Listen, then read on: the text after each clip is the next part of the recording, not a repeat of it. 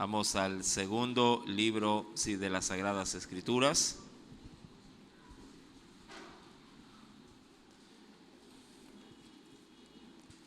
Les invito a abrir su Biblia, libro del Éxodo.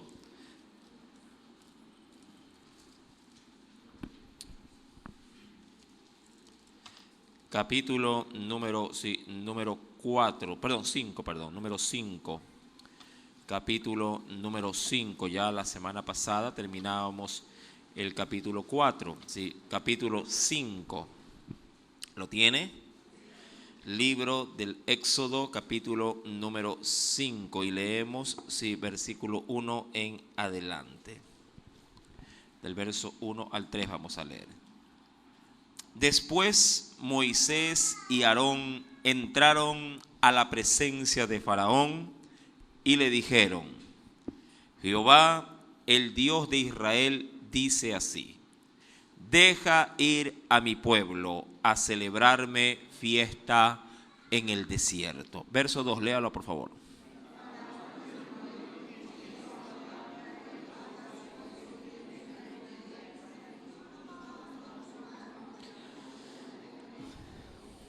Y ellos dijeron: el Dios de los hebreos nos ha encontrado. Iremos pues ahora camino de 3 días por el desierto y ofreceremos sacrificios a Jehová nuestro Dios para que no venga sobre nosotros con peste o con espada. Amén. Hasta allí la lectura de la palabra de nuestro Dios. Inclinemos nuestro rostro y hagamos una breve oración para prepararnos para en esta noche, la enseñanza, la palabra del Señor. Padre celestial, gracias te damos en esta noche, Señor, en este tiempo. Tú siempre, Señor, nos adornas, nos coronas con tus favores, con tus misericordias. Señor amado, te pido, te suplico que aceleres los pasos de tus hijos que han dispuesto en este tiempo para poder estar aquí, oh Dios, en este lugar. Señor amado, que esta palabra, Señor, pueda ser el alimento como lo es posiblemente lo que pongo delante de mi mesa para mi estómago. Esta palabra pueda hacerlo también para mi espíritu, pueda hacerlo, mi Dios, Padre, para mi alma.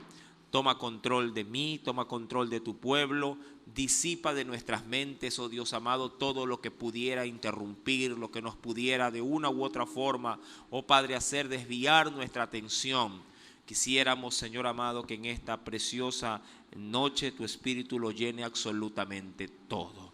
Oh Dios, en tus manos, Señor, nos depositamos, nos encomendamos y creyendo que tú tienes hoy una palabra, Señor amado, para nosotros, te damos gracias, Señor, nuevamente, porque tú te glorificarás de una manera especial. Gracias, mi Dios, en el nombre de Cristo Jesús. Amén y amén. Éxodo capítulo número 5, si es necesario obviamente poder, antes de adentrarnos en el texto, poder dar una breve introducción. Mi querido hermano, ya para este entonces o para este tiempo, de acuerdo al capítulo 5, Moisés ya tenía la aceptación de todo el pueblo. Sí, recordando que fue Dios el que le había mencionado a Moisés que vaya delante de los ancianos para que éstos pudiesen considerar no solamente las palabras que Dios les daba a través de Moisés, el cual Aarón sería el vocero, sino que también manifieste todas las señales que Dios le había otorgado para poder dar convicción al pueblo de que era Dios el que estaba en el asunto, para poderlos liberar. Cuando se lee el capítulo número 4, en el último verso, es decir, el verso 31, se corrobora de que el pueblo vio todo lo que Moisés hizo, escuchó todo lo que Aarón decía con respecto a que el Señor habría de libertarlos. Y el pueblo, dice la Biblia en el pasaje final, dice allí que el pueblo creyó, oyendo que Jehová había visitado a los hijos de Israel y que había visto su aflicción, y se inclinaron y manifestaron adoración. Eso creo que va muy pegado de la mano con la fe. Sí, la fe de creer a Dios de que así sería, de que Dios les daría lo que Él había prometido. Ya en el capítulo 5, verso primero, es evidente que el escenario cambia de manera abrupta porque ya Faraón sí será, diríamos de aquí en adelante, uno de los mayores protagonistas en el escenario bíblico que de una u otra forma nos va a enseñar, y muchísimo por cierto. Cuando uno va a la escritura uno se podría topar con muchos personajes que a la verdad usted diría no sé por qué están allí, pero en Dios son necesarios para poder entender propósitos. Y creo que eso también puede pasar con nosotros. Dios siempre utilizará en nuestra vida diaria o en nuestro diario vivir, siempre utilizará gente aún, ojo con esto, no queriendo menospreciar a nadie, pero sí queriendo rescatar la verdad bíblica. Utilizará gente indeseable, utilizará personas o instrumentos que a la verdad usted podría hasta menospreciar, pero son necesarios para poder también conocer cómo obrará Dios, ¿sí?, en medio de esos escenarios. Y aquí tenemos a un hombre, sí, considerado como Faraón, o lo que es igual como Ramsés II. Sí, este hombre que gobierna a Egipto es un nuevo linaje, es una nueva descendencia de faraones que a la verdad, sí, diríamos, es ajeno, obviamente ajeno, si lo quiero ver de esta forma, a la religión judía. Sí, para él, sí, los judíos o los hebreos son solamente un pueblo más sometido o sujeto de esclavitud, de los cuales ellos se sirven, de los cuales ellos están teniendo muy buen negocio, porque la mano de obra prácticamente es gratuita. Y si de algo se podría decir se podrían ellos retribuir, es simplemente viviendo en un lugar llamado Gosén. Es decir, el alquiler de Gosén es el trabajo, es la mano de obra gratuita que tiene Faraón y toda la nación de Egipto. Ahora, cuando vamos al versículo 1, ya dejando por lo menos estos parámetros iniciales bien claros, cuando vamos al capítulo número 5, entonces ahora Moisés emprende, como se podría también denominar, la cruzada. Emprende una tarea titánica, pero que solamente con el poder y la guía de Dios se podría llevar a cabo. Cuando vamos al verso 1 nos dice el Señor, venga conmigo por favor, nos dice después, obviamente después de los sucesos que le acabo de mencionar, Moisés y Aarón entraron a la presencia de Faraón. Qué interesante, mi querido hermano, creo yo, poder rescatar esto que pareciera que no dice nada, pero dice bastante. Mi amado, se atrevieron a creerle a Dios hasta el punto de que dieron o pidieron o solicitaron audiencia con Faraón. Mi amado, no quiero compararme para nada con los acontecimientos bíblicos, pero sí es duro poder tener cita o poder tener un diálogo o una apertura para que te pueda recibir una autoridad. Por lo menos en este país o en esta nación es muy complicado, es muy complejo que alguien, que un ciudadano común pida una cita con un prefecto, que pida una cita, bueno, la puede pedir hasta con el presidente te puede pedir una cita. El problema es para ver si lo dejan a usted tener esa cita. Sí, siempre habrán canales intermedios que lo limitarán a que a lo mucho le hagan saber por qué quiere usted esa cita. Y ellos, los filtros, son los que determinarán si amerita o no amerita. Y algo curioso, creo que en el 80 o 90% de los casos no le darán paso, no le darán acceso, se quedará, como se suele decir, en mandos medios. Sí, nunca llegará a la cabeza. Mi querido hermano, si vemos aquí a Moisés y Aarón, sí, enrumbándose a solicitar una reunión con el emperador del mundo de aquel entonces. Debemos de entender esto, ¿sí? Faraón es el dueño absoluto del mundo conocido hasta este tiempo. Sí, los imperios grecos, romanos, el imperio asirio, el imperio persa, el imperio babilónico, todos esos imperios todavía no están, sí, diríamos, o están en pañales. No tienen peso alguno, político ni militar. Faraón es el dueño absoluto de todo en su tiempo. Sí, su imperio, mi amado hermano, está bien establecido, bien fundamentado, y tener acceso a Faraón era una tarea titánica el que lo lograba. Pero como Dios está en el asunto, como Jehová está de por medio, entonces se viabiliza el camino y ellos tienen comparecencia delante de Faraón. Eso sí quisiera que usted lo considere. Ellos tienen acceso para ir a la presencia de Faraón y ya estando allí, aprovechan al máximo y son muy pertinentes y precisos con su petición o con sus palabras. Ellos no, diríamos que se olvidan un poco el trámite propio de, diríamos así, de las directrices normales de audiencia. Es decir, no guardan mucho la política, sino que van directo a lo que el Señor los envía. Aprovechan al máximo y le dicen de sopetón. Ojo con esto, verso primero: Jehová, el Dios de Israel, dice así. Y esto aquí me voy a detener. Jehová, el Dios de Israel, dice así. Ahora, no sé si usted asimila la profundidad de las palabras, pero, mi amado, están, mi amado hermano, frente, sí, al hombre más grande de la tierra. Están frente, diríamos, al soberano rey de su territorio. Y ellos entran prácticamente a demandar. Ojo con esto. Entran a demandar, no entran a solicitar.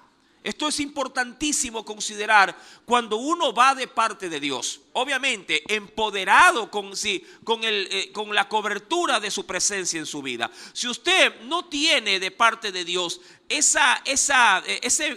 vale redundarlo, ese empoderamiento, no tiene esa autoridad sobre sí, mi amado, sea muy cauteloso antes de abrir su boca. Sí, esto es importante, mi querido hermano, que todo buen cristiano reconozca en su vida. Si usted no ha sido de parte de Dios enviado o comisionado para una tarea, mi amado, tiene que ser muy cauteloso y pedir mucha dirección para poder, diríamos, realizar tal o cual comisión divina. Pero en este caso en particular, él está seguro. ¿Quién? Moisés. Él sabe, ya a ciencia cierta, que la situación para él es firme. Y cuando entra frente a Faraón, mi amado, imagínate que tú vayas directamente, nuestro presidente, donde Lenin, ¿sí? Y le diga: el Dios de Israel dice o te ordena esto. ¿Sí? Y inmediatamente darle la sentencia de qué es lo que demanda Dios. No lo sé, se me ocurre. El Dios de Israel dice que pongas el nombre de Dios en la Constitución. Entonces, cosas como esta, mi amado, no la hace cualquiera. Y aquí mucho menos haciendo notorio de que lo que le está pidiendo es que deje ir a un pueblo del cual él se está aprovechando, Israel. Verso primero dice: Jehová, el Dios de Israel. Ojo con esto. Dice así: deja ir a mi pueblo a celebrarme fiesta. ¿En dónde? Fiesta en el desierto. Sí, ahora, para Faraón, si me pongo en los zapatos de él, esto no tiene ni pie ni cabeza. Humanamente esto no tiene estimación alguna, ni valor tampoco.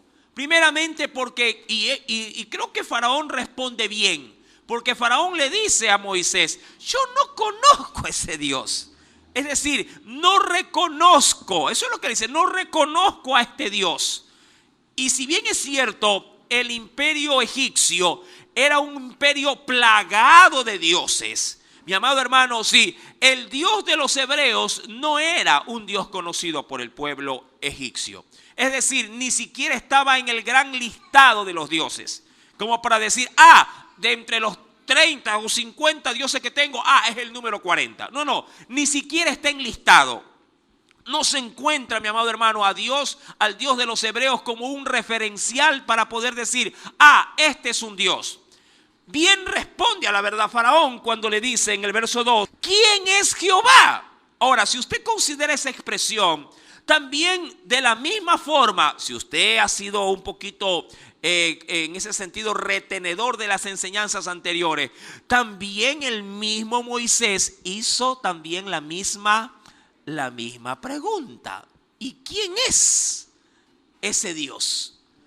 Entonces, es válido hasta cierto punto, ¿sí?, que Faraón responda de esta forma.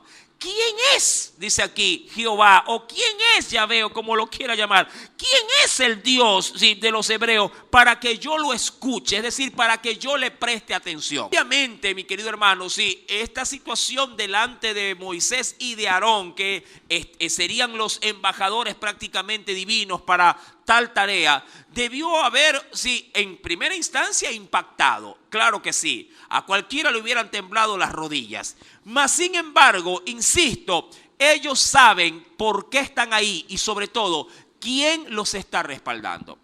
Ahora, las señales, esto es importante, las señales que ellos habían realizado delante del pueblo, mi amado, seguían con ellos. Sí, seguían. Estas señales, también dice la Escritura para nosotros, seguirán a los que creen. Eso es importante, mi amado hermano, cuando Dios deja un pequeño respaldar donde uno descansar los lomos. Sí, Dios siempre a su pueblo, para comisionarlo a una tarea, mi amado, le dará la oportunidad de ser respaldado por señales. Eso ha sido, creo yo, un denominador común a lo largo de toda la Biblia cuando se trata de darle a alguien o a un pueblo una tarea específica. A nosotros Dios nos ha dado, a la verdad, una tarea específica: predicar el evangelio de la salvación, las buenas nuevas. Y juntamente con eso nos ha dado también señales. Ahora, si vamos a la Escritura, creo yo que usted las reconocerá, ¿sí? Porque ya vamos a los evangelios, por favor, ¿sí? Acompáñeme para poder, ¿sí?, corroborar estas palabras. ¿Qué nos dice el Señor? Venga conmigo, mi querido hermano, ¿sí?, y amigo también que nos visita en esta preciosísima, ¿sí?, noche. Nos dice el Señor en Marcos capítulo número 16, Evangelio según San Marcos capítulo número 16, verso 17. Leo la primera parte porque es lo que quiero, obviamente, sí, quiero resaltar aquello que he mencionado. Dice en el verso 17 en su primera parte, ¿lo tiene ya? Marcos capítulo 16, versículo número 17, que nos dice: y estas señales seguirán a los que creen. Hasta ahí me voy a quedar. Sí, no voy a ahondar en las señales, pero sí quiero obviamente resaltar de que con el que va comisionado de parte de Dios hay un respaldo. No vamos, diríamos, con las manos vacías. Vamos empoderados de las promesas de Dios. Ahora, esas señales obviamente serán afín, sí, a lo que se desea hacer. Eso siempre creo yo que Dios ha tenido, digamos así, el cuidado de ser detallista. Toda señal que Dios permite que se haga o que se realice irá en función del rol al cual Él te envía. Es evidente que si el Dios me dice que me va a enviar a un hospital, ¿qué tipo de señales me podría dar? Las señales de sanidad. Obviamente, porque ahí hay gente que necesita ser sanada. Ahora, retomando, por favor, Éxodo capítulo número 5, sí, versículo número 1. Él sí, en este caso, Aarón le dice juntamente con Moisés: Jehová, el Dios de Israel, te dice así: deja ir a mi pueblo a celebrarme fiesta en el desierto. Ahora, no lo sé, pero quisiera preguntar, antes de adentrarnos al verso 2, ¿eso fue lo que le dijo Dios a Moisés? ¿Deja ir a mi pueblo? Sí. ¿Para venirme a celebrar fiesta en el desierto? ¿Qué dices tú? ¿Sí o no? O sí está acertado en este caso Moisés. Hay algo curioso. A ver, quisiera verlo bajo el plano paternal. Aquí hay muchos padres y madres. Si tu hija o tu hijo te dice: papá, mamá, déjame ir a la fiesta, ¿qué le dirías tú? Por lo menos el padre cristiano dirá: no. Sí, no tienes permiso. Es lo que está, ojo, es lo que está utilizando Moisés. Deja ir a mi pueblo para que me venga a celebrar una fiesta. Diría cualquiera: fiesta a estas alturas, imposible, no vas a ir. Ya de ahí, para transar el permiso, dirá: no, es que me invitó el pastor. Ah, bueno, ya como que lo piensa. Ahora, si usted le dice: no, es que es una amiguita o un amigo que va a hacer una fiesta. No, olvídate de eso, no hay permiso. Ahora, Entendamos esto, realmente era esa la ordenanza de Dios. Ahora, la ordenanza de Dios para Moisés era de que el pueblo sería liberado de la esclavitud. Y eso no lo dice en este caso, ojo con esto, eso no lo dice Moisés. Moisés, diríamos que de una u otra forma trata de encubrir su verdadera intención. Ahora, muchos podrían verlo bien, otros podrían verlo desatinado, pero algo es seguro, Moisés está allí, ¿sí? Y creo yo que no es falta de coraje o de valor, yo creo que es utilización de sabiduría. A veces las cosas hay que decirlas en su momento y en su tiempo. Amén. Hay que decirlos en su momento y en su tiempo. Y recuerda que Moisés ya tiene información de primera mano. Ya Dios le había dicho a Moisés, Faraón no los va a dejar ir. Yo creo que eso sí debió haber golpeado la conciencia de Moisés, diciéndole a este hombre que yo ya sé porque Dios me ha dicho que no nos va a dejar salir, hay que tratarlo con pinza, pero no por ello tendría que yo de reservarme lo más importante del mensaje de Dios, el cual es que el pueblo tiene que salir de aquí. Cuando yo voy a la escritura, si me acompañas por favor, en el capítulo número, ven conmigo por favor, capítulo número 3, recuerda esto, capítulo número 3, verso número 7. Vamos a un pequeño repaso en cuanto a esta lectura. Verso 7, Dios le decía a Moisés lo siguiente. Dijo luego Jehová, bien, le dice, capítulo 3, verso 7, ¿lo tiene? Bien, he visto la aflicción de mi pueblo que está en Egipto, y he oído su clamor a causa de sus exactores, pues he conocido sus angustias. Verso 8, léelo por favor.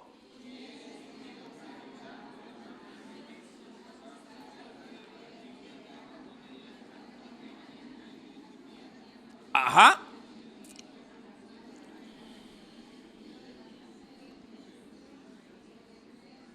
Y en el verso 9 argumenta, el clamor pues de los hijos de Israel ha venido delante de mí, y también he visto la opresión con que los egipcios los oprimen. Verso 10, aquí termino.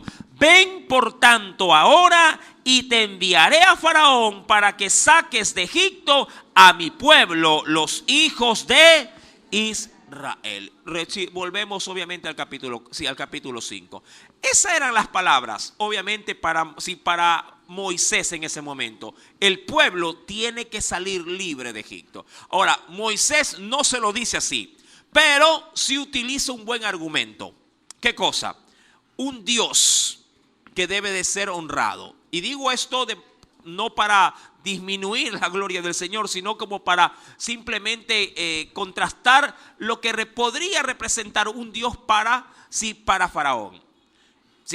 Los egipcios, a la verdad, son o fueron un pueblo muy, pero muy idólatra. Era un pueblo, diríamos que era politeísta. Un pueblo politeísta es un pueblo que tiene muchas deidades, muchos dioses. Y para ellos los dioses sí tenían obviamente un valor y tenían un peso en cuanto a sus demandas, en cuanto a la honra que se les debería de dar.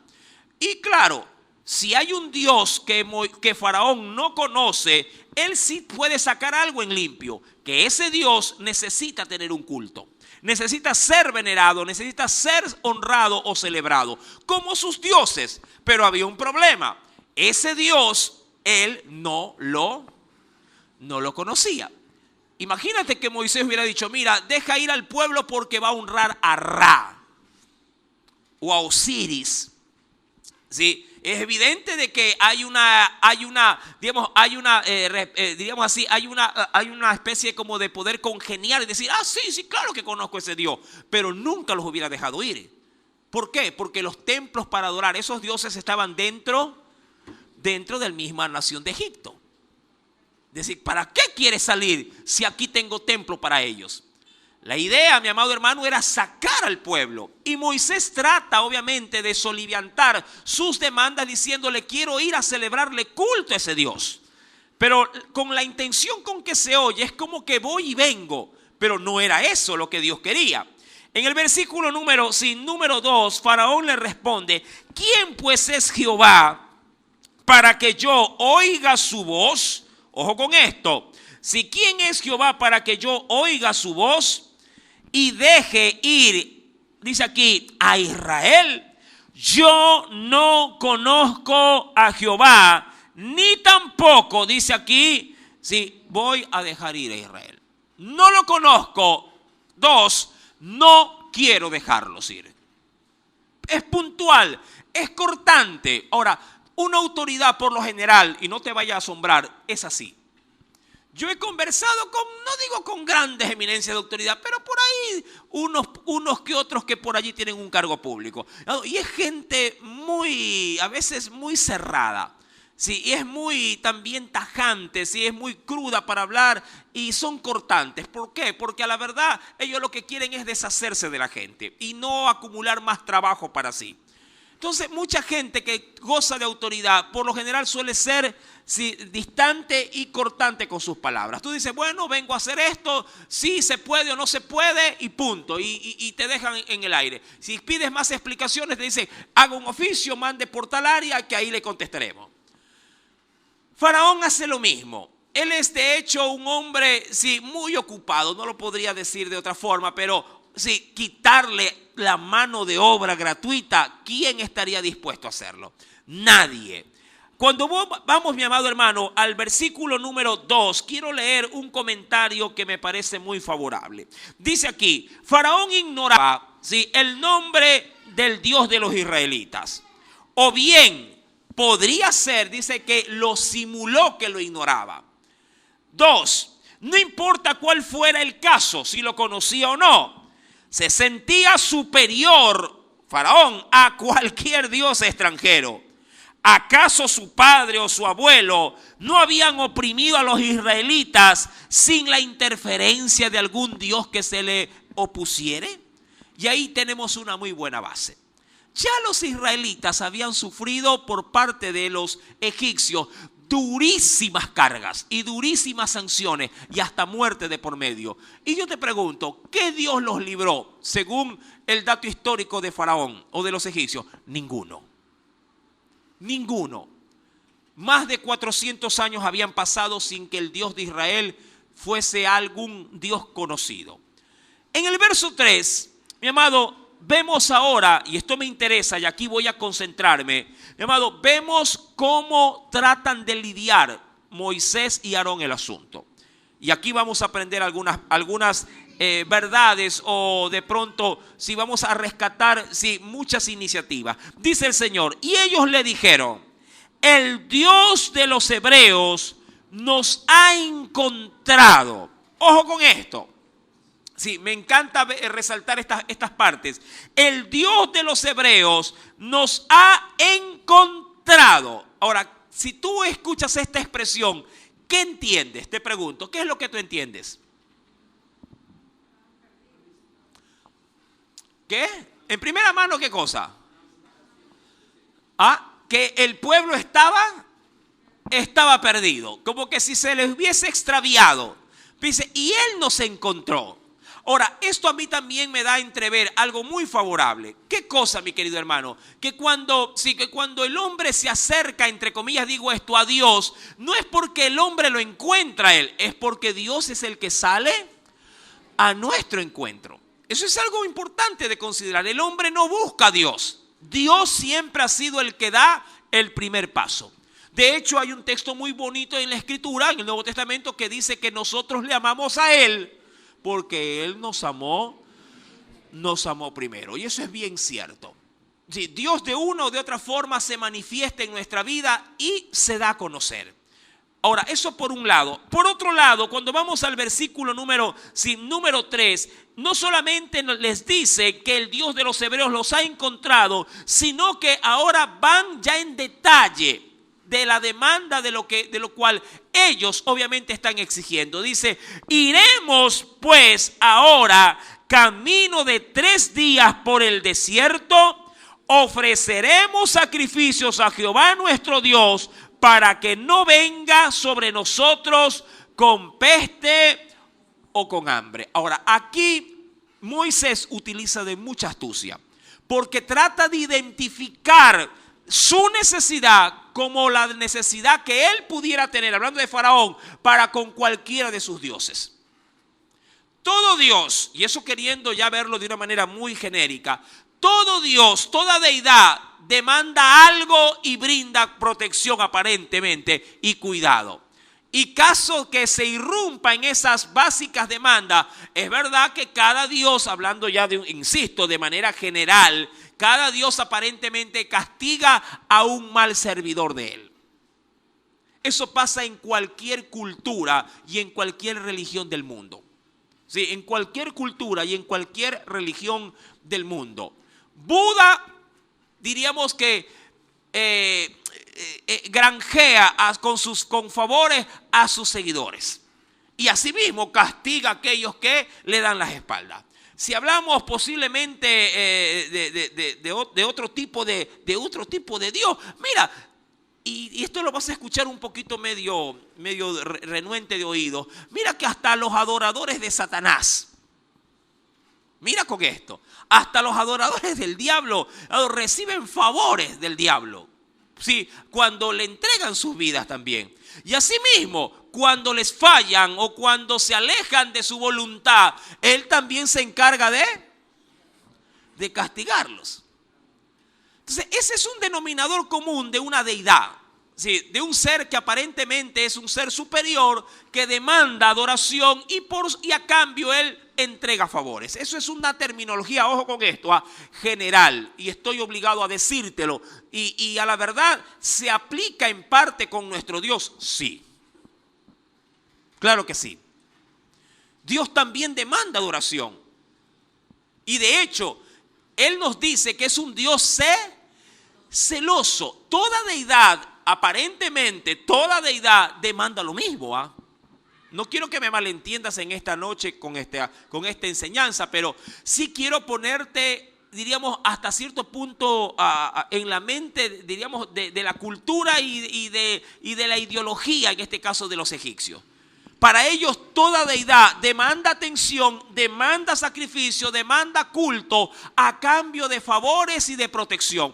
Toda deidad, sí, aparentemente demanda eso y ofrece eso.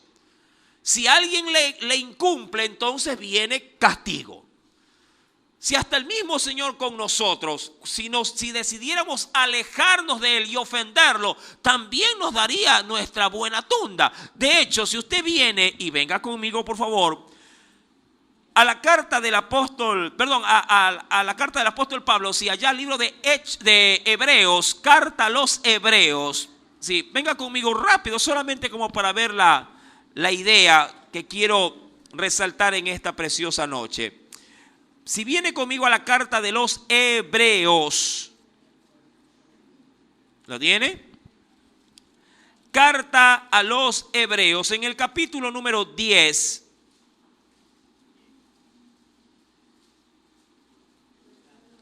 ¿Lo tiene? Versículo número 31. Hebreos capítulo número 10, verso 31. ¿Lo encontró? ¿Qué dice el Señor? Verso 31, capítulo 10, verso 31. Dice el Señor allí, horrenda, ojo con esto, horrenda cosa es caer en manos del Dios vivo. Ahora, la pregunta es, ¿por qué dice Dios esto? Si usted lee los versículos anteriores, que son el contexto, se dará cuenta que estará hablando de que este es el pago que Dios dará a todos aquellos que pretenden burlarse de su salvación. Hablando de quién en sí mismo. ¿De quién? De Cristo, pecando deliberadamente. Ahora, cuando volvemos al libro de Éxodo, capítulo número 5, mi amado, Faraón reconoce esto. Él no es ajeno a esto. O por lo menos, si sabe que hay un Dios, aun cuando él no lo conoce, sabe él que a ese Dios, sí, ya el solo hecho de ser una deidad, necesita, en este caso, adoración. Necesita ser buscado a cambio de protección. Claro, para Faraón, por eso se leía el comentario, él era superior al Dios de los hebreos. Eso sí, para Faraón, él y sus dioses eran superior a cualquier otro Dios de cualquier otro pueblo. Lo que él no sabía es que no estaba hablando de otro Dios, Moisés. Estaba hablando del único y verdadero Dios del universo. Eso es otra cosa. La ignorancia, se ha dicho que la ignorancia es atrevida. Mi amado hermano, él no sabía que este Dios era el único y verdadero Dios. De allí que Dios, en esta pugna, por así decirlo, de poderes, mi amado, Dios desafiará a todos los dioses de Egipto. Y eso es lo interesante. De una u otra forma, Dios diciéndole a Faraón: no me conoces, tranquilo, me vas a conocer. Y voy a poner a prueba a tus dioses. Eso lo vamos a desarrollar obviamente más adelante. Y cada plaga será una prueba para cada uno de los dioses de Egipto. Eso lo vamos a ver obviamente de manera cronológica cuando lleguemos a estas partes. Pero cada dios, desde el mayor hasta el menor, será probado con las plagas, para demostrarle a Faraón quién es el Dios de Israel y si a verdad necesita o no ser puesto en un sitial por encima de cualquier otro. Cuando vamos a la escritura, entonces Moisés utiliza obviamente algo que es muy, diríamos, conocido por los egipcios y lo quiere llevar al plano, al plano propio de su pueblo. Dice, necesitamos, dice la Biblia, si el Dios de los hebreos nos ha encontrado, iremos. Mira cómo aquí ya se ve una palabra prácticamente de resistencia al mandato de Faraón, el cual era considerado Dios también. Le dice, no, tú dices que no vamos a ir. Iremos, le dice él, iremos pues ahora camino de 3 días por el desierto y ofreceremos sacrificios a Jehová nuestro Dios para que no venga sobre nosotros con peste o con mortandad. Mi amado hermano, en vez de, diríamos en sí, allanarse a la ley, estos, digamos, se levantan contra el mandato de Faraón. Verso número 4. Entonces, aquí viene un aspecto ya mucho más, diríamos así, enérgico. Entonces el rey de Egipto les dijo: Moisés y Aarón, ¿por qué hacéis cesar al pueblo de su trabajo? Ahora, aquí parece que hay un cambio de qué. A ver, termine de leer el texto, vamos conmigo. Nos dice, ¿por qué sí? Entonces el rey de Egipto les dijo: Moisés y Aarón, ¿por qué hacéis cesar al pueblo de su trabajo? Volved a vuestras tareas. Ahora sí le pregunto, ¿por qué responde así Faraón? Vamos, medite en ese pasaje y deme su opinión. Recuerde que estamos estudiando la Biblia.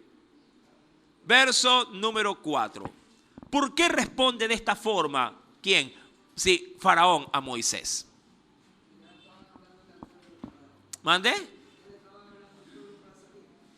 ¿Ya? ¿Qué más? ¿Algo adicional? Yo sé que hay muchas. Usted tiene ya en su mente procesando la información. ¿Mande? Digamos que ahí hay un gran peso. Si no tomó como importancia las palabras de Moisés, ¿algo más? ¿Mandé? El pueblo estaba ya a la expectativa. Aquí hay palabras escondidas que no lo dice el versículo ni 1, ni 2, ni 3, pero que el verso 4 ya revela. El pueblo ya había dejado de ¿qué? ¿Por qué? ¿Por qué? Porque el pueblo ya había creído. El pueblo, por eso es que en el versículo número 31, que fue muy notorio hacer leer, el pueblo inclinó y adoró a Dios diciéndole: Señor, gracias, porque a partir de hoy, ya somos. Oiga, si así le creyéramos a Dios, si así le creyéramos, que desde el momento en que tú escuchas la palabra, sin necesidad de tener En este caso, la libertad de decir, Señor, yo ya soy libre. Esa es la fe, mi amado, genuina que Dios busca en medio de nosotros. A la verdad es esa. Pero a veces nosotros recibimos la palabra teniendo obviamente un mal, la recibimos y decimos, ay, pero tengo que hacerme primero el chequeo. Primero tengo que ir a hacerme los exámenes. Y luego de que cuando el examen te dice que ya no tienes nada, entonces dice, Señor, gracias, y ahí adoras. Fe es llamarle a las cosas que no son como que si fuesen. Por lo menos así está conceptualizado por medio de la Biblia. No es de decir, a ver, me voy a hacer la prueba del COVID, oren a Dios para que salga negativa. Dice, por eso es que están las señales, que pondremos las manos sobre los enfermos y estos sanarán. Si alguien en el nombre de tu Dios puso la mano sobre ti, oró por ti y te dijo, has quedado libre, tú debes de en ese momento a levantarte, a adorar a Dios y decir, Señor, gracias porque hoy he sido sanado. Si lo tenía, hoy he sido sanado. Más allá de lo que arroje o no arroje un examen del hombre. Mi amado, esa es la verdadera fe. Pero, insisto, nuestra fe es muy limitada. Tanto así que hasta el mismo Señor Jesús la cuestiona. Hasta en eso la cuestiona, hablando de la fe. Y la fe del pueblo, porque cuando en un momento a él le dijeron, Señor, sí, ayúdanos para poder tener, para poder aumentar, y me encanta, queremos aumentar la fe. Jesús, me imagino que se sonrió hacia adentro y dijo, a ver, ¿aumentar qué cosa? La fe. Si tuvieran fe como un grano de mostaza, moverían montañas. O sea, el asunto no era de aumentar fe. El Señor sabía que en su pueblo, en sus propios, te confunde. Y quiero, obviamente, reconocido con ser cierto tipo de inclinación o confianza en Dios. Todo hombre confía en Dios en la medida de lo posible, o en la medida de su propia, ¿qué le podría decir? De sus propias fuerzas. Pero eso a veces se lo confunde con fe. Mi amado, la fe es mucho más que una simple inclinación a venir a buscar a Dios en un determinado tiempo de culto. La fe que Dios está buscando va más allá o trasciende más allá de mi simpatía por Dios. Mucha gente viene a las iglesias, pero amados, son pocos a la verdad los que vienen en fe a buscar a ese Dios. Por eso es que el Señor en muchas oportunidades de milagros decía, si hágase conforme a tu fe. No en todos, pero cuando se trataba de su pueblo, de aquellos que le conocían, decía, hágase conforme a tu fe. Conforme a tu búsqueda, conforme a lo que tú puedes llegar a creer que mis palabras son reales para ti. A esa misma medida se haga tu milagro. Cuando vamos al verso 4, es evidente que Faraón reconoce que ya tiene un problema. Eso no lo decían los primeros versículos, pero creo que es la razón esencial por la que Moisés y Aarón son aceptados delante de Faraón. Diría cualquiera, usted no me deja mentir. Cuando usted va a una institución y demanda algo, pide algo, le dan un ticket y lo atienden después de 6 meses. Pero el día que usted coge 4 plantas, las tira en una avenida principal y les pone candela, ese día lo atienden. No digo que haga esto, solo estoy diciendo que eso es lo que pasa en la práctica.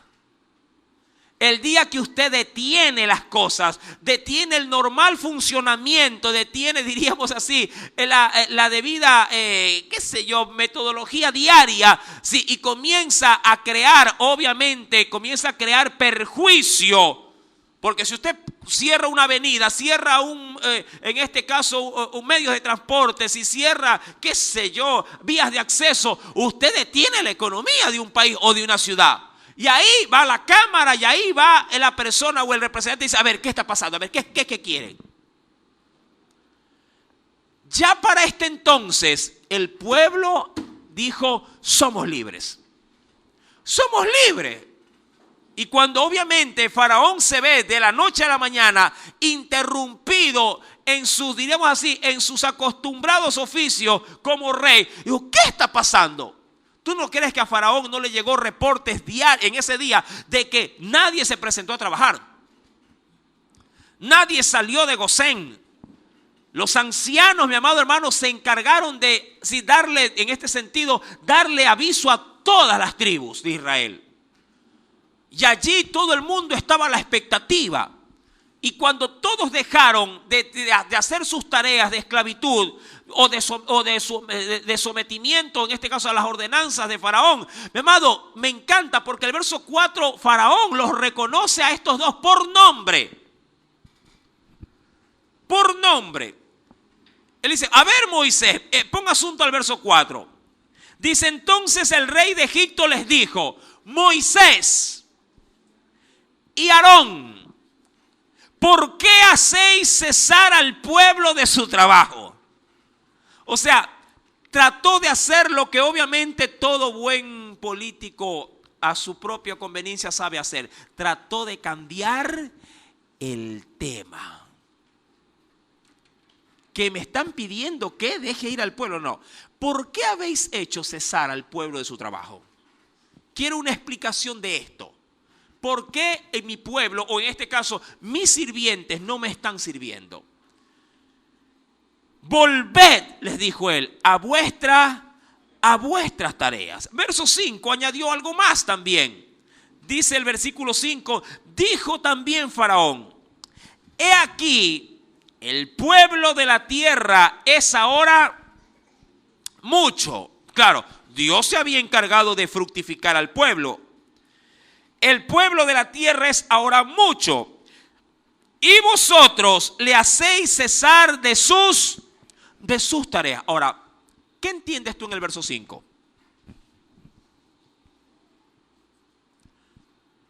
No de lo segundo, sino de lo primero que dice en el verso 5. ¿Qué entiendes tú? Mira que te doy una pauta. Ahí hay algo.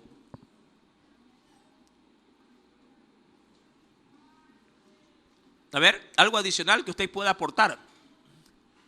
El pueblo, lee esta parte. El pueblo de la tierra es ahora mucho y vosotros le hacéis cesar de sus tareas. ¿Qué rescatas allí en blanco? De lo primero sobre todo. Yo sé por qué están aquí, le dicen. Moisés es astuto. Faraón es astuto. Si algo Faraón tiene, mi amado hermano, como habilidad, es poder discernir, obviamente, los aspectos propios de su gobierno. Y dice, yo sé por qué están aquí. Porque como ahora los hebreos se han multiplicado, se sienten en la capacidad de poder reclamarme, porque podrían llegar a sublevarse contra mí. Por eso están aquí. Porque si fueran un pueblo pequeño y sin fuerza, ustedes no estarían arriesgándose a hacer lo que hacen. Eso es lo que está pasando. Mi amado, el diablo siempre será astuto para poder mermar o para poder desviarte de tus propósitos espirituales. Pon mucho asunto en esto. Si alguien sabe, mi amado hermano, cómo tratar de negociar, en este caso hablando de tu interés por las cosas espirituales, ese es Faraón, ese es el mismo diablo. Y a veces uno en la vida puede llegar a sentirse, y lo digo en el sentido propio de este texto, puede llegarse a sentir, mi amado hermano, en la vida envalentonado.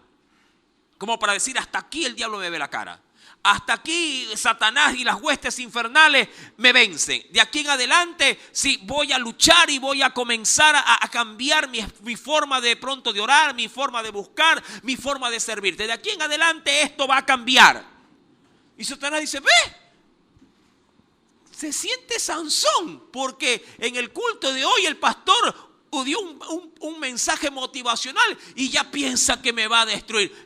Y se te reirá en la cara. Mañana le mando un buen accidente y va a ver cómo se le baja todito y volverá a ser esclavo de deudas y esclavo de la rutina. Mi amado, Faraón sabe de una u otra forma cómo bajarle la moral al pueblo. y quiere obviamente que ellos se enfoquen no en la promesa del Dios que los ha salido a encontrar, sino que se sujeten a su constante y diario vivir. Y eso sí, mi amado hermano, nos perjudica a nosotros como cristianos que somos en este tiempo presente. Si algo quiere Satanás que tú te enfoques es en tu diario vivir. Mientras más concentrados estés en tu rutina, en tu tarea diaria, cotidiana, él, mi amado hermano, tendrá ya media batalla ganada. Te tendrá en el bolsillo, te dirá, mientras tú sigas de la casa al trabajo, del trabajo a la casa, bien por mí, dirá Satanás, porque tú no eres para mí en modo alguno ningún tipo de peligro para mis intereses. El día que tú digas, hoy voy a predicar la palabra, hoy voy a ganar un alma para Cristo, ese día el infierno entero se levanta y te hará oposición. Mientras el mundo trabaje para Faraón, mientras el mundo haga su rutina diaria, Satanás estará tranquilo contigo. Te dirá, tranquilo, no hay problema. Sigue en lo tuyo, que yo sigo en lo mío. El día que tú digas, hasta aquí con esta cadena que me ata, hasta aquí esta rutina, hasta aquí este paradigma de cómo vive el hombre, y comienzo a vivir para Dios, ese día, mi amado, todo Faraón y su ejército se levantará contra ti. Eso es seguro. La Escritura nos dice en el versículo número 6 como respuesta a esto. Y claro, aquí hay algo importantísimo también de considerar. Cuando ellos escuchan, hablando de Moisés y Aarón, la postura de Faraón, ellos ya no interpelan. Ellos ya no se ponen a discutir. ¿Por qué? Ahora, Dios había sido ya prevedor de esto. Cuando uno va, mi amado hermano, si vuelve por favor, y quisiera retroceder un poquito, solamente para considerar las palabras que Dios había mencionado.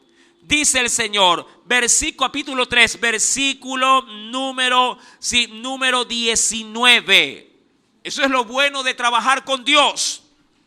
Él te anticipa las cosas antes de que sucedan. Y si acaso Dios se reserva algo, igual uno camina confiado. ¿Lo tiene? Éxodo 3, verso 19 dice, mas yo sé, le dijo Dios a Moisés, mas yo sé que el rey de Egipto no os dejará ir, sino cuando yo ponga mi mano fuerte sobre él. Eso es importantísimo considerar. Amados hermanos, Moisés no estaba allí en una ignorancia de las cosas. Iba preparado. Versículo 6 nos dice, y mandó Faraón, ahí como que los despidió, y le dijo, bueno, retírense. Y mandó Faraón aquel mismo día a los cuadrilleros del pueblo que lo tenían a su cargo y a sus capataces, diciéndole, verso 7, léalo por favor.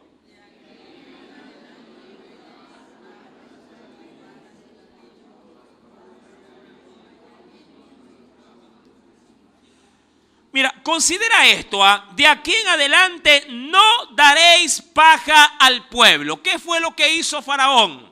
Mira, esta estrategia es, ¿cómo te digo?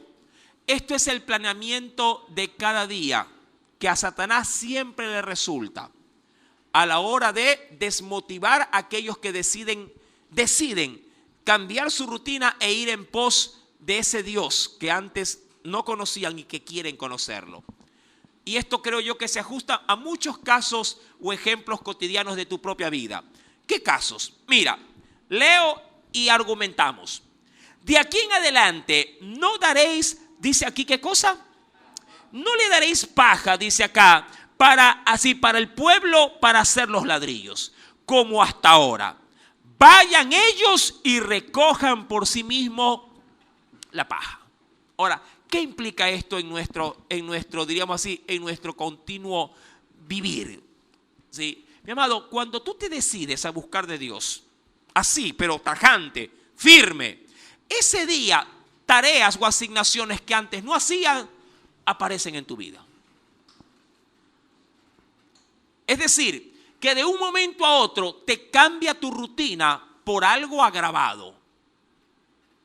Mucha gente podría decir, hermano, yo trabajo, qué sé yo, de 8 de la mañana a 5 de la tarde. El culto empieza a 6:30 o 7, que llegue, creo que llego a buena hora.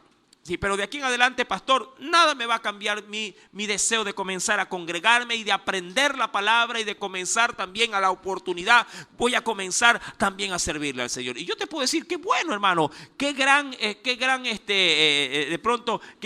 comisión que usted se ha designado para sí, qué gran interés el suyo. Me parece bien esa meta espiritual. Vamos, siga adelante, que nadie lo haga desistir de aquello. Esa misma semana tú vendrás y me dirás, pastor, eso que hablamos el otro día, créame que creo que va a quedar para después. Digo, ¿qué pasó, varón? Lo que pasa es que mi jefe me ha dado, aparte de lo que hago, ahora me ha dado la responsabilidad de hacer esto. O posiblemente el horario que lo tenía ahora me ha puesto en horarios rotativos. Y claro, yo ahí te podría decir, como cualquier pastor, ¿y qué esperabas? ¿Que el diablo se iba a quedar esperando que tú te afirmes en Dios? Mi amado, ese es el cuento, como dicen por ahí muchos, del gallo pelón. Nunca esperes que el día que te decidas a buscar de Dios, los caminos se te abran y las flores comiencen a caer y decir, uy, como ahora me decidí a buscar de Dios, todo va a ser libre, zona libre, de descanso. No, mi amado hermano, es a partir de ese día te va a tocar a salir buscar paja para hacer ladrillos. En pocas palabras, ese día, mi amado, te vas a encontrar con la resistencia más dura de tu vida. Porque el enemigo de nuestras almas no nos va a dejar que nosotros tengamos objetivos o metas espirituales por delante. Este año que viene, ya queriendo ahí ya matar dos pájaros de un tiro, va a ser uno de los peores años que Ecuador va a tener. Yo no soy profeta, te lo digo. Desde ya te lo anticipo para que no vayas a decir, profecía, hermano, profecía. No es profecía. Es la realidad. Vamos a caer en las peores manos de un liderazgo en este país. ¿Ya tienen candidatos? ¿Tiene por ahí algo que le guste? No, mi amado, mientras al hombre no lo gobierne Dios, ya de por sí eso es un terrible indicio. Peor si, mi amado hermano, estamos viviendo en un país sumergido, así ahogado en la corrupción. Este año que vendrá, mi amado, será uno de los peores años en la crisis financiera que este país va a vivir. No se lo digo por mí, se lo digo porque ya el Señor en su debido momento lo dijo. Y no solo para Ecuador, sino para el mundo entero. Leía, no del país, leía de Argentina. 100.000 familias perdieron su fuente de ingreso en un solo día. Porque las empresas decidieron salir porque la moneda del país de Argentina está por el suelo. Mi querido hermano, insisto, este año que viene, a la verdad, en el plano espiritual, habrá de ser uno de los más difíciles que va a tener la iglesia. Uno de los más duros que va a tener la iglesia. Habrá gente, mi amado hermano, que se afirme como nunca en su Dios. Porque si algo tiene la prueba, si algo tiene el fuego de prueba, es que afirmará lo que está prendido o encendido en Dios. Pero también, mi amado hermano, hará abortar, hará desistir, hará de una u otra forma apostatar a muchos mal parados en la fe. Eso es lo bueno de la prueba. La prueba es el sedazo de Dios, en el cual se cuela lo que a la verdad dice que ama, pero no, pero que sí deja sí, delante de él un remanente que estará allí clamando día y noche para que Dios lo pueda sostener. No en vano la Biblia nos dice y nos enseña que el justo por la fe vivirá. Por la fe vivirá. Cuando Faraón le dice al pueblo que ya está sometido en gran aflicción, ahora ustedes irán a buscar la materia prima para hacer lo que yo quiero, que eran los ladrillos para la construcción, obviamente, sí, de todo ese imperio. Mi amado, la carga operativa para el pueblo ya esclavizado habría de ser prácticamente, sí, sometido al doble de su resistencia. Al doble de su resistencia, porque tenían que salir fuera de Egipto a los campos a deshojar árboles. Sí, como ustedes, ¿cuántos han trabajado o han visto cómo se trabaja la caña? ¿Verdad? Que son juncos, ¿verdad? Enormes, que luego que se desaca las ramas, sí, hay que prácticamente trizarla, ¿verdad? Para poderla abrir. Y para que esto pueda tener forma propiamente ya de una mezcla pastosa, amado, esas tiras deben de ser prácticamente aplastadas y desbaratadas en su máxima expresión. Y luego echadas en el barro para luego de ser aplastadas, tomar la masa o la textura necesaria para luego ponerlas en moldes y pasarlas por el fuego. Al parecer, según decía Faraón, el pueblo recibía la materia prima en los lugares propios de preparación, pero ahora ellos tenían que hacer todo el primer trabajo inicial. Salir, cosechar, por así decir, las cañas, sí, trabajarlas, abrirlas, sí, y dejarlas al punto para luego cargarlas y llevarlas a los establecimientos donde se preparaban los ladrillos. El trabajo era sumamente agotador. Claro, ¿qué es lo que quería Faraón? Que el pueblo dejara o desistiera de perseverar en su pensamiento que se habían puesto para con su Dios. Salir de allí para ir en pos del Dios que los había salido a encontrar. Y eso es lo que hará este mundo. Eso es lo que hará, mi amado hermano, Satanás. Eso es lo que hará si todo cuanto este sistema que tú conoces, el mundo entero querrá que tú desistas de poder concentrarte, buscar y servir a Dios. Cuando vamos a la Escritura, acompáñame por favor al Nuevo Testamento. Creo yo que es importante en este momento argumentar algo adicional. Ven conmigo al Nuevo Testamento, por favor.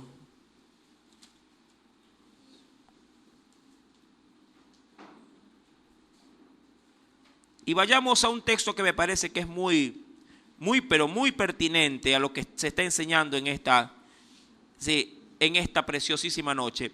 En la segunda carta de Tesalonicenses.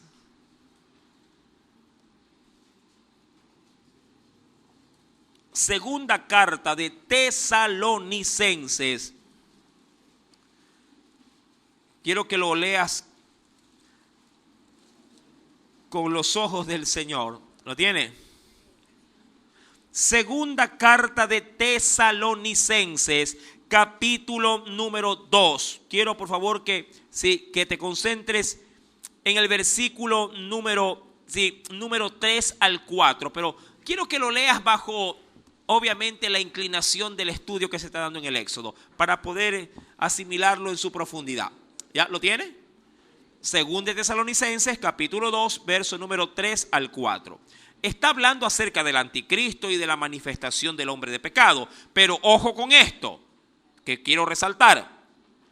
Dice la Biblia: nadie os engañe en ninguna manera, porque no vendrá sin que antes venga la apostasía y se manifieste el hombre de pecado, el hijo de perdición. Aquí, esto es lo que quiero resaltar.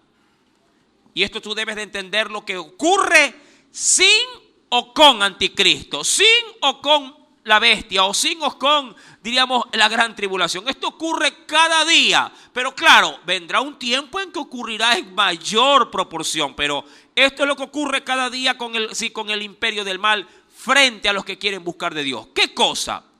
El cual, dice la Biblia, ¿lo tiene? El cual se opone. Ojo con esto, pon ahí a Faraón, o pon ahí al mundo, pon ahí inclusive a tus concupiscencias que no te dejan tranquilo, pon ahí al imperio del maligno. Este se opone, y no solo que se opone, mira, aquí argumenta algo que debe de ser entendido en su máxima expresión. Mira, que alguien se oponga a un proyecto, que alguien se oponga, qué sé yo, a un negocio, tú dirás, bueno, no importa que se oponga, igual yo lo voy a usar, yo lo voy a hacer. Mira, es como que alguien, y lo quiero llevar al plano académico, es como que alguien en tu familia se oponga a que tú estudies. Hay familiares que dicen, no, ¿qué va a estudiar? Ya mándalo a trabajar. ¿O no? ¿Sí o no? Listo. Siempre hay alguien que dice, no, ¿qué tanto estudio? Ya que trabaje, que produzca, que traiga dinero. Y está bien, bueno, si se opone no hay problema. Igual tú dices, igual yo voy a estudiar. Diga o no diga, igual yo lo voy a hacer. Pero una cosa es que se oponga y otra cosa es que se oponga y se levante contra ti para que no lo hagas. Imagínate que un padre te diga a ti, no quiero que estudies ya, a trabajar. El año 2021 no va a haber tiempo para estudiar, sino para comer, hay que comer, no puedes estudiar. Digo, bueno, igual yo estudio, bueno, está bien, estudia si quieres, pero de este momento en adelante no te doy ni un solo centavo. Ahí la cosa cambia. Y dice, ¿cómo me voy? No sé. No solo que se opone, sino que se te levanta como algo contrario. Eso es lo que hace Faraón. No solo que se opone, le dice no salgan, sino que ahora levanta algo para poder truncar. ¿Sí? ¿Me entiende? El propósito que el pueblo ahora quiere emprender. Y dirá el versículo número 4, el cual se opone y se levanta contra todo lo que se llama Dios o es objeto de culto, tanto, y esto es otra parte, tanto que se siente en el templo de Dios como Dios, haciéndose pasar con Dios. Claro, esa parte no la quiero resaltar, pero sí quiero resaltar las primeras. ¿Cuál? Se opone, se levanta contra todo lo que se llama Dios o es objeto de culto. Pon algo en tu vida para traer alabanza y adoración a Dios y verás que a partir de ese día todo el reino de las tinieblas se te pondrá en tu contra. Y lo que es peor y lo que es más triste, que quienes a veces se levantan y se oponen y se van en contra, es tu propio entorno. Tu propio entorno. Posiblemente, y no digo que lo sea, pero posiblemente puede ser hasta la persona que duerme junto a tu lado en tu cama. Es el primero que se pone en contra. Puede ser tu hermano, tu hermana. Tú te decides a buscar de Dios y dices, y ahí comienza el problema. El marido comienza a hacer reclamos que antes nunca te hacía. Doy gloria a Dios por las que ya pasaron por la etapa del matrimonio y ahora están solos en Dios. Ahora tienen libertad para poder servir sin impedimento. Y un consejo, si Dios ya te hizo libre del matrimonio, y no digo que estoy en contra del matrimonio, porque soy un hombre casado, mi amado, pero si ya Dios te hizo pasar por el matrimonio, mi hermano, siéntete con la libertad de decir, Señor, aquí está tu siervo o tu sierva para servirte. El problema es que a veces eso no pasa. Es como que dicen, aquí está para que vengan los nietos a esclavizarme.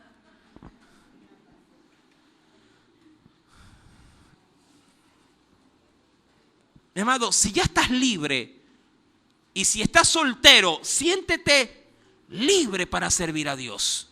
Amén. La Biblia dice que el soltero tiene cuidado de las cosas ¿de quién? Del Señor. Sí me entristece ver gente soltera que no tiene cuidado de las cosas del Señor. Claro que me entristece. Porque teniendo la soltería, que es prácticamente sin esposas, hablando de cadenas, ¿no? puede servir al Señor, pero de una manera fantástica. Ya quisiera yo el sábado 9 de enero del 2021 tener este lugar llenecito de solteros. En primer orden, ellos que sean los que vienen allá haciendo fila para entrar acá. No digo que los casados no pueden servir, pero estoy diciendo que por lo menos ellos son los que están delante de la... Mira, se escuchará un poco feo, pero es una gran verdad. Ellos son la carne de cañón de Cristo. Donde dispara, ellos dicen, yo voy a recibir la bala, Señor, tranquilo, aquí está mi pecho. Así le dijo Pedro, ¿no? No, a ver, si te van a matar, aquí primero me matan a mí antes que a ti. Mi querido hermano, y Pedro era casado, ¿ah? Cuando voy a la Escritura, Éxodo capítulo número 5, versículo número 8, no solamente que les da esta carga tremenda, por eso es que quería ser un poquito pragmático para que entiendas que si bien es cierto en las palabras se dice, ay, que hagan los ladrillos, que vayan a recoger paja, ay, a recoger paja, no, la cosa era seria para ir a recoger paja. Sino que en el verso 8 les dice, les impondréis la misma tarea de ladrillo que hacían antes y no les disminuiréis nada. Ojo con esto. Eso es más o menos como que si el patrón te dice, mire, le voy a pagar la mitad y va a trabajar lo mismo. ¿Usted qué diría? ¿Qué diría usted? Ay, qué lindo, jefe, gracias a Dios tengo empleo. Por fuerza muchos dirían esto, ¿ah? Pero ¿cómo te afectaría eso en tu sostenimiento diario, para ti y para tu hogar? ¿Te hace o no te hace un perjuicio? Claro que sí. Si ellos producirían por cada uno de los esclavos, se me ocurre, 1000 ladrillos al día, ellos tenían ahora que salir por las madrugadas para poder hacerlo primero y al término del día entregar los 1000 ladrillos de ese día. Les voy a imponer, dice, la misma tarea, pero no me van a disminuir nada. Y aquí, mira la intención perversa del maligno. Porque están ociosos. Por eso se ha levantado la voz o como un rumor diciendo, vamos y ofrezcamos sacrificios a nuestro Dios. Agrávese la servidumbre sobre ellos para que se ocupen en ella y no atiendan a las palabras mentirosas de este par de soquetes que han venido el día de hoy. ¿Refiriéndose a quién? Claro, aquí ya le puse lo mío. Así dice en la versión Paul habla hoy. Llamado, es que a la verdad Moisés y Aarón con esto, mi amado, no solamente que el perjuicio iba tremendamente duro para el pueblo, sino que les estaba imputando a estos dos ¿qué cosa? La responsabilidad de la decisión. Como para que el pueblo, mira, con estas palabras, Faraón garantizaba de que no solamente el pueblo no tendría tiempo, sino que levantaría en medio del pueblo un odio enraizado para con sus supuestos libertadores. ¿A quién le gustaría decir? Y por causa tuya o por causa de, qué sé yo, vamos a suponer que esto sea un aula de clase y aquí el niño Clarence esté copiando en el examen. Supuesto nomás dije, no digo que él copia. Sí hace sus gallinitas, pero eso es otra cosa. No, mentira. Y que el maestro diga, por causa de el examen no solamente va a ser hoy, sino que voy a tomar en los 7 días de la semana, 7 exámenes. Yo creo que todo el mundo, prácticamente a la salida o en el recreo, lo van a linchar aquí al hombre. ¿O no? Claro, pues hermano. Se tira en contra todo el curso. Con esta decisión, mira qué astuto Faraón, ¿ah? Faraón no era un tonto. Faraón era un hombre muy inteligente, sobre todo para poder sacar el mejor provecho, la mejor partida para sus intereses. Dice, el pueblo, lo que pasa es que el pueblo está demasiado ocioso, que se pone a pensar de que si ahora hay un Dios por allí, claro, que los convencieron estos dos para dejar sus tareas. No, aquí agravamos el asunto y para poder buscar un chivo expiatorio, aquí les entrego a Moisés y a Aarón. Ellos son los culpables de esta decisión que estoy tomando. Yo me imagino que cuando Moisés escuchó esto y Aarón dijeron, ¿en qué nos hemos metido? Cualquiera diría, y disculpe que haga esto, yo ya no soy pastor, así yo no sirvo. Mi amado, aquí hay una gran verdad espiritual. Toda persona que tiene el privilegio de servir a Dios, también tendrá, y mira cómo te lo pongo, también tendrá la dicha de ser probado. También tendrá la dicha de ser, sí, digo yo, pasado por el fuego.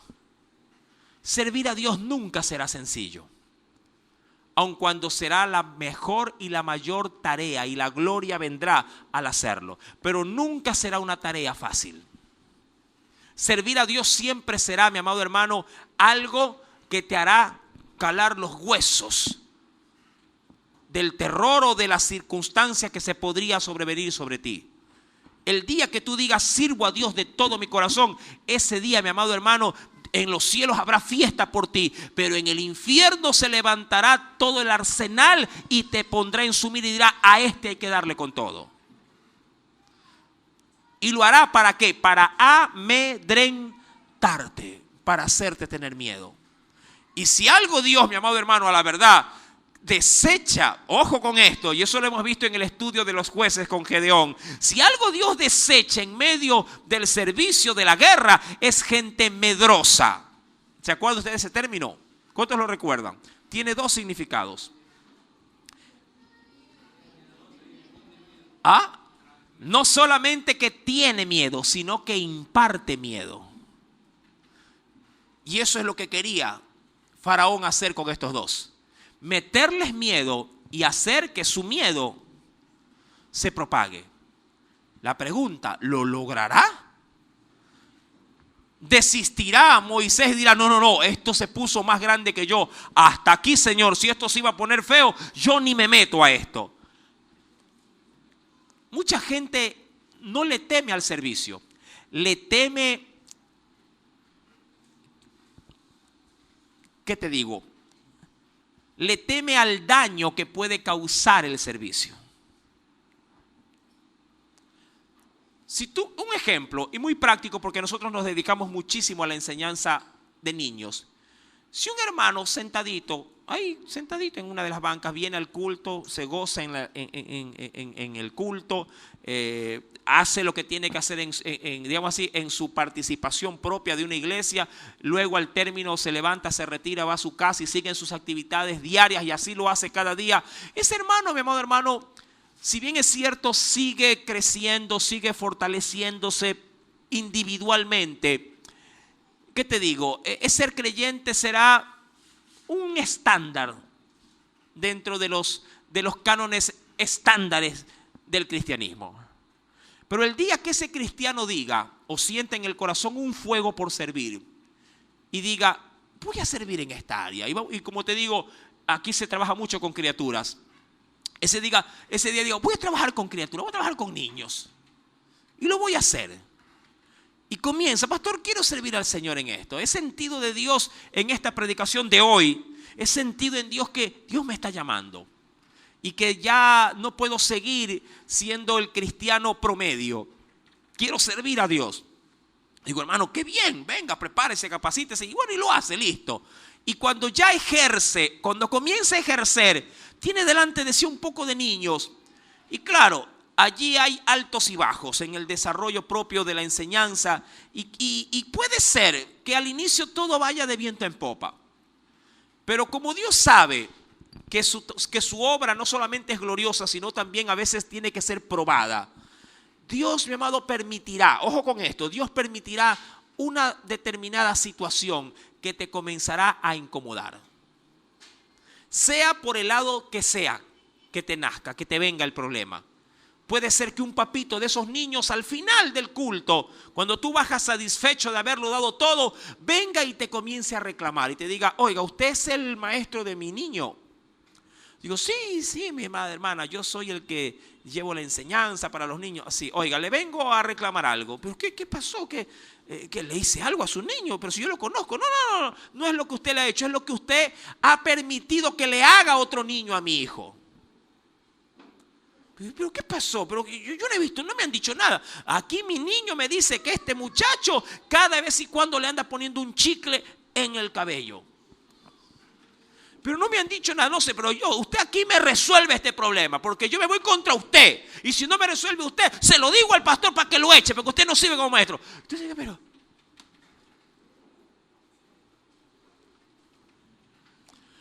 ahí es donde usted se detiene y dice, por eso es que no quería ser maestro. Porque cuando estaba en la banca, estaba relajado. No habían problemas, me llevaba con todos, a todos los saludaba, todos me saludaban a mí, yo los saludaba a todos ellos. Y era una coinonía, era una paz. Mi amado, siempre cuando uno sirve a Dios, siempre habrá algo en el mismo Dios que te sacudirá tu terreno para poder en Dios también ser pulido. Cada prueba que Dios permite en tu vida, en el servicio al Señor, también te la irá fortaleciendo. Te irá puliendo, te abrillantará. Servir a Dios sin tener obstáculos lo hace cualquiera, pero servir a Dios yéndose en contra, mi amado hermano, de una marea de problemas y seguir adelante sin desfallecer, eso lo hace un pueblo valiente, un pueblo esforzado, un pueblo que sabe que sin importar qué vendrá por delante, Dios ha dicho que va con ellos y ellos confían en ese Dios y le siguen por donde quiera que éste camina. Claro que sí. Todo el mundo es papá hasta el momento en que cambia los pañales. ¿Verdad? Son tareas que no queremos hacer, pero que forman parte del rol como un padre. Lo mismo pasa en el servicio al Señor. Todo el mundo desea servir hasta el momento que viene aquello que te pone a prueba. Si la pasas, habrá gloria. Si te quedas, quedarás decepcionado. Seguirás siendo su hijo, pero con una tristeza en el alma de no haber podido superar la dificultad. Nosotros no somos llamados para abortar, sino para avanzar en el camino de fe, al cual estamos sujetos por el amor a nuestro Salvador Jesucristo. A Él sea todo honor, toda gloria y toda alabanza en esta hora. Oremos a Dios. Padre Celestial, en el poderoso nombre de Jesús, hoy la gloria de tu palabra ha enaltecido, Señor, tu nombre. Insisto en esto, mi Dios. Vivimos en tiempos difíciles, tiempos peligrosos. Pero el justo por la fe vivirá. Amado Dios, hoy no hay un faraón que se opone y se resiste. Hoy el mismo diablo se levanta contra todo lo que quiera buscar de Dios, contra todo el que quiera afirmar su vida para agradarte.